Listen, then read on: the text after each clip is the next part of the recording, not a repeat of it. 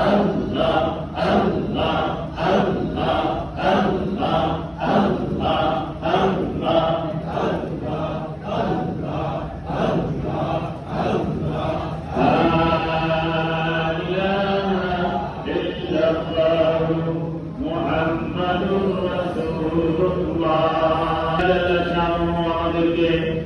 পবিত্র শবে কদর লাইলাতুল কদরের রাত্রিতে আল্লাহ পাকের কুদরতি কদমে সিজদা দেওয়ার পরে কিছু কথা বলার শোনার তৌফিক দান করছেন।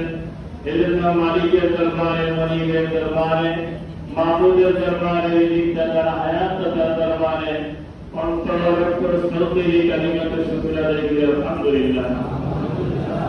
অসংখ্য অগণিত দরুদ ও সালাম ইমামুল মুরসালিন খাতামুন নবিয়্যিন রাহমাতুল লিল আলামিন আশরাফুল আম্বিয়া মুহাম্মদ কিবরিয়া সাইয়্যিদুল কওনাইন আকায়ে নামদার তাজদার মদিনা সরকার দো আলম উম্মতের কান্ডারি নবী মুহাম্মদ রাসূলুল্লাহ সাল্লাল্লাহু আলাইহি ওয়াসাল্লামের রওজা পাকে কিয়াম সাধনার শেষের দিকে আজকে আমাদের খতমে তারাবির পবিত্র কালামুল্লাহ শরীফ খতম শেষ হয়েছে।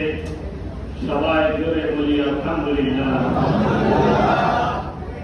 অনেকেই না থাকতে পারে, এই খতমে তারাবি হয়তো অনেকের শক্তি নাও করতে পারে। এই জন্য আল্লাহ তাআলার কাছে চাওয়া, আল্লাহ রমজান মাস নেকির মাস, আগামী রমজানও আমায় হায়াত দিও, আমিন। আজকে বাংলাদেশ সহ বিভিন্ন দেশের ভিতরে লক্ষ লক্ষ কোটি কোটি কোরআন শরীফ খতম হয়েছে, বলেন আলহামদুলিল্লাহ। বলেন একটা গান যদি এক সপ্তাহ এক মাস মুখস্থ মারে মারে না ইয়াদ করে, এটা ইয়াদ থাকে না। আর আল্লাহর কোরআনটা এত বড় একটা 30 পারা কোরআন সিনার ভিতরে আল্লাহ সরাসরি ঢুকাই দিয়েছে। মনে হয় এটা বাইরে দিতেছে আর পড়তেছে, বাইরে দিতেছে পড়তেছে, বাইরে দিতেছে পড়তেছে।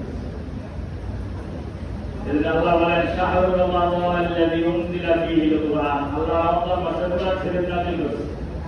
মাত্র যদি ইবাদত বন্দেগী করে তাহলে 84 বছর 4 মাস ইবাদত বন্দেগী করে যে নেকি হুবহু ওই নেকি তার আমল নামে আল্লাহ দান করেন।